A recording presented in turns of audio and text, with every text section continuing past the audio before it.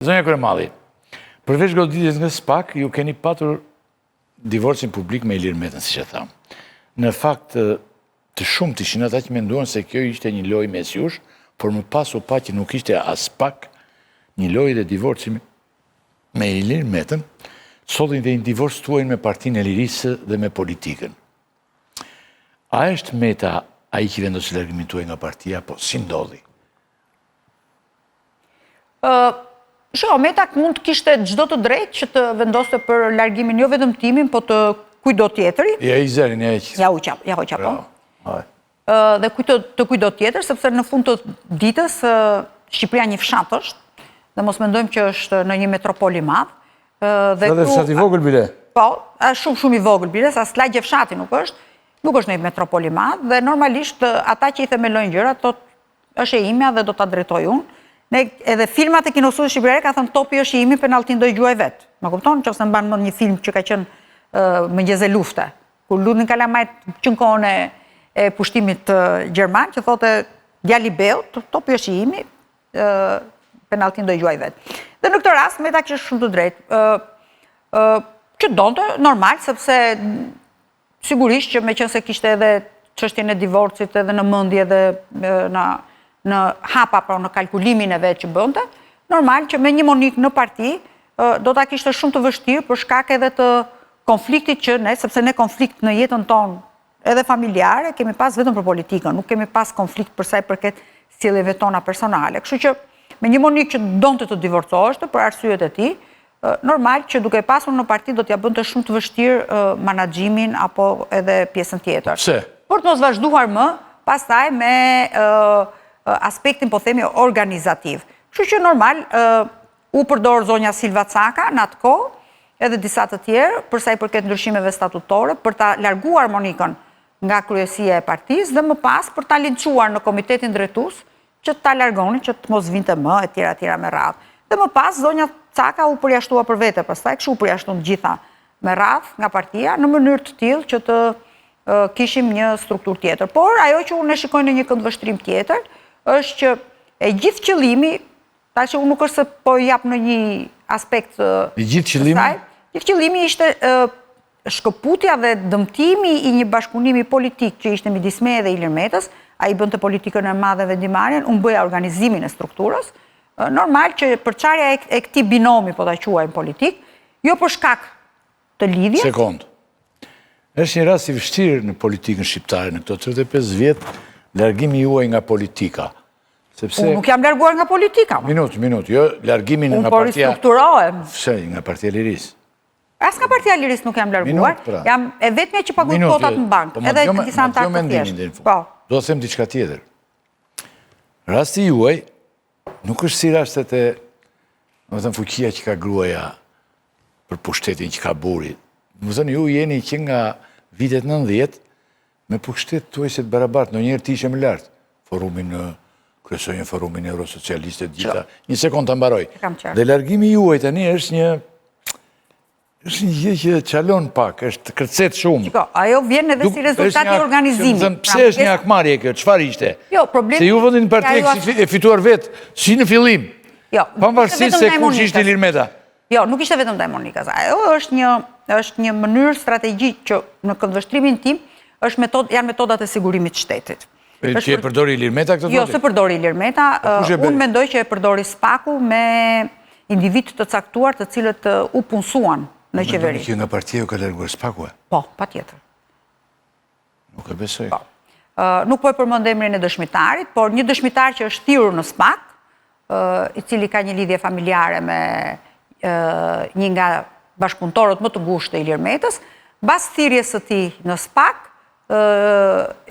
pati një çedim total të sjelljes së Ilir Metës, jo vetëm në familje, por edhe në parti, dhe sigurisht që kishte një, po themi, sikur SPAK-u kishte Monikën bashkëpunëtore dhe gjithë rrethin e ngushtë Monika Kryemadhit, bashkëpunëtor të SPAK-ut, të cilët kishin fshitur Ilir Metën, se për çfarë do e shisnim në Ilir Metën një zot e di, por gjitha vinte dhe kishte një lloj, po themi, mos harrojmë që edhe mediat në atë kohë, zoti Rakipi, shumë gazetarë, të cilët bënin si gazetarë që ishin, sigur flenin ndarke me Altin Dumanin dhe gdhieshin në mëngjes me Sotir Klapin, domethënë, si çështje, sikur ishin ata që i kishin shkruar dosjen, i shikoje nëpër media, nëpër televizione, që flisnin me një garanci të plotë dhe që normalisht intimidonin në një farë mënyrë. Unë për veten time që e njeh veten time dhe e dija veten time në çdo gjë, Ilir Meta kishte të drejtë që tensionohej zoti Rakipi, sepse në të gjitha gjërat që kanë ngritur, ai s'ka pas dieni fare për ato çfarë janë të mijat. Dhe unë nuk kam frikë fare ta them që i kanë bërë se s'ka asgjë të paligjshme në gjërat e tij. Aq i fortë,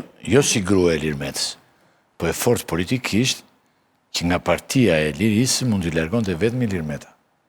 Po patjetër. Kjo që më thoni mua ju spaku s'ka kuptimin. Jo, patjetër, jo. Bie biseda se na bie biseda dhe thonë ta nuk janë mirë. Jo, mos e keq interpreton. Ma thuaj. Spaku gjeti në momente vulnerabiliteti Ilir Metën nëpërmjet individëve të cilët e rrethuan Ilir Metën. Zoti Rakipi, ju e dini shumë mirë funksionimin e Ilir Metës si shtetar. Ilir Meta kur nuk është marrë me organizim partije apo aktivitete. Sigurisht. Apo të shikoj ka kafe godina, apo s'ka kafe godina, apo ka letër higjienike në tualet, apo s'ka letër higjienike. Po. Kështu që Ilir Meta ka qenë shtetar dhe nuk është marrë kurrë me gjëra të vogla. Sigurisht. Pra, në momentin që Ilir Meta futet në debatet e muhabeteve të vogla dhe futet në presionin, po themi që jo po kështu, jo po ashtu, jo më tha, jo i thash etj. Dhe manipulimet, çfarë sollën? Sollën që a e dini ju që Edmonda Gjinasto dhe sot e kësaj dite, kam një pyetje për po, ja tani që se do keni, po e pres edhe sot e kësaj dite Edmond Gjinaston. Pse? Të më sjelli ekspertin e kompjutrave që i ka thënë Ilir Metës që 2 kompjutrat e Monika Kryemadhe që kanë punuar për inceneratorin kanë qenë kompjutra të cilat të kanë përgjuar ty dhe kanë përgjuar godinën e partisë. Unë po pres dhe sot e kësaj dite të takoj ekspertin e zotit Edmonda Gjinasto, ta ballafaqoj me Edmonda Gjinaston, me ekspertin time të tjerë. Ti thuaj që Gjinasja ka ndikuar që për këtë gjë, duke thënë. Nëse patjetër, unë mund të konstatoj që zoti Gjinasto mund të ketë pas problemet e veta mendore, mund të ketë qenë paranoj për veten e tij dhe ka futur dhe zotin Meta në paranoj që të ka bërë gruaja jote, të ka përgjuar ish gruaja jote. Tani unë do të them një gjë tjetër. Si shpjegohet një gjë, dua të di unë, si shpjegohet që në gjithë të këndvështrim, e gjithë historia ishte për të larguar gjithë figurat e partisë, u shpallën që të gjithë armiq. Të gjithë ishin tradhtar, të gjithë ishin të shitur, të gjithë ishin kështu, të gjithë ishin ashtu. Dhe çfarë ndodhi? Ndodhi që gjithë betejë u bë vetëm për të futur 4 deputet në parlament. Ja ku i kemi 4 deputetët e Partisë Lirisë, zoti Rakipi. A mund të më thoni që nga data 18 shtator që kanë hyrë në parlament, kush nga këta 4 ka thënë një fjalë për Ilir Metën në parlament? Nuk kanë thënë. Ore magji, kush nga këta 4 ka thënë një fjalë në parlament për Ilir Metën që është i burgosur politik, që është rrëmbyer, jo ta them edhe Blushin unë, që është i rrëmbyer. Blushi vërtet gjithandaj. Jo, Blushi vërtet. To nuk i kam dëgjuar. Jo, Blushi vërtet ke dera kuvendit për jashtë. Sa aty brenda sallë harroje. Asnjëherë, vetëm atje për jashtë ta ke dera në orën 11 ose në orën 12 kur e shef Ilir Meta që shef televizor, i thot të del atje ke gazetarët, bën një intervistë dhe ikën. Tani kush nga këta ka dalë dhe ka thënë ose të kërkoj sqarim me institucionet të caktura për shkeljen e procedurave ndaj Ilir Metës. Tani do t'ju them dy gjëra. Tani t'ju them dy gjëra. Blushin unë e kam dëgjuar shpesh. Ndoshta edhe këta nuk e di. Ku e ke dëgjuar? Nuk e di vendin, pozicionin tani. E ke dëgjuar, ja ta them ku e ke dëgjuar? Vetëm një gjë të mirë ka bërë ky Blushi, ky Tedi Blushi, për pyetjen që i ka bërë Altin Dumanit në komisionin e ligjeve, të cilën edhe këtë nderja bëri Ulsi Manja, këtë nder, se si i tha të lutem shumë zoti Ulsi, tha ma jep fjalën mua në orën 12 që ta bëj pyetjen, sepse atëherë është momenti që më shikon Ilir Meta në burg, e kam parë dhe kam dëgjuar dhe gazetarët. Vetëm gjë të mirë ka bërë ai që e pyeti zotin Dumani për çështjen e arrestimit të Ilir Metës, ku është që edhe vetë zoti Dumani e pranoi që zoti Meta është arrestuar në mënyrë të paligjshme nga policia e shtetit.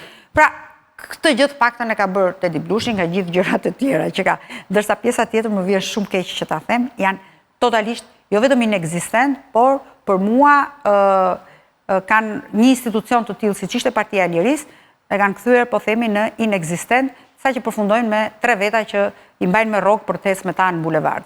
Është thënë shpesh që me që hapët ju këtë kapitull. Por kjo nuk do të thotë që Partia e Lirisë është fytyra e këtyre njerëzve, zoti Rakipi. Partia e Lirisë. Nuk janë njerëzit pastaj. Jo, njerëzit këtu janë. Këta janë. Po, jo, njerëzit këtu janë, por nuk janë me këta. për mënyrë sepse këta, jo vetëm që nuk i marrin njerëzit telefon, por që ditën që është arrestuar Ilir Meta, zoti Rakipi, nuk është bërë njëherë një mbledhje e Komitetit Drejtues të Partisë Lirisë.